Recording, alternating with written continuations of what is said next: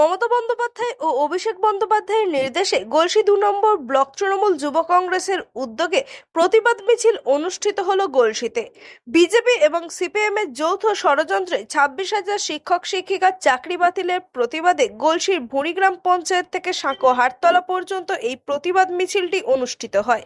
মিছিলে উপস্থিত ছিলেন গলসি ২ নম্বর পঞ্চায়েত সমিতির সভাপতি লিলি মোল্লা, গলসি ২ নম্বর তৃণমূল যুব কংগ্রেস সভাপতি হেমন্ত পাল, কর্মাধ্যক্ষ সুজন মণ্ডল, জেলা সহ-সভাপতি নবকুমার হাজরা, কর্মাধ্যক্ষ সান্তনা বাগদি, ভুঁড়ি অঞ্চলের প্রধান সুবোধ ঘোষ, সাঁকো অঞ্চল সভাপতি মোহাম্মদ আলী মোল্লা, যুব সভাপতি শেখ বাপ্পা, সাটিনন্দী অঞ্চল যুব সভাপতি শেখ ইমরান আলী ও ব্লকের সমস্ত নেতৃত্ব ও কর্মীবৃন্দরা।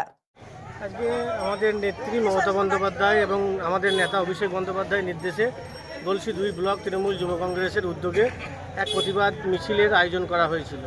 যে ২৬,০০০ শিক্ষকের চাকরি অন্যায়ভাবে বাতিল করা হয়েছে তার বিরুদ্ধে গলসি ২ ব্লক তৃণমূল যুব কংগ্রেস গর্জে উঠেছে। কোথায় করছিলেন এই মিছিলটা? আজকে আমাদের ভুঁড়ি পঞ্চায়েতের মোগলসীমা থেকে সাঁকো হাটতলা অবধি মিছিল অনুষ্ঠিত হলো। কে কে ছিলেন উপস্থিত? এই মিছিলে আমাদের পঞ্চায়েত সমিতির সভাপতি উপস্থিত ছিলেন, এছাড়া পঞ্চায়েত সমিতির সকল কর্মাধ্যক্ষ, আমাদের সাঁকো অঞ্চলের অঞ্চল সভাপতি, ভুঁড়ি অঞ্চলের অঞ্চল সভাপতি, এছাড়া এই ২ অঞ্চলের সকল নেতৃত্ব এবং কর্মীবৃন্দ।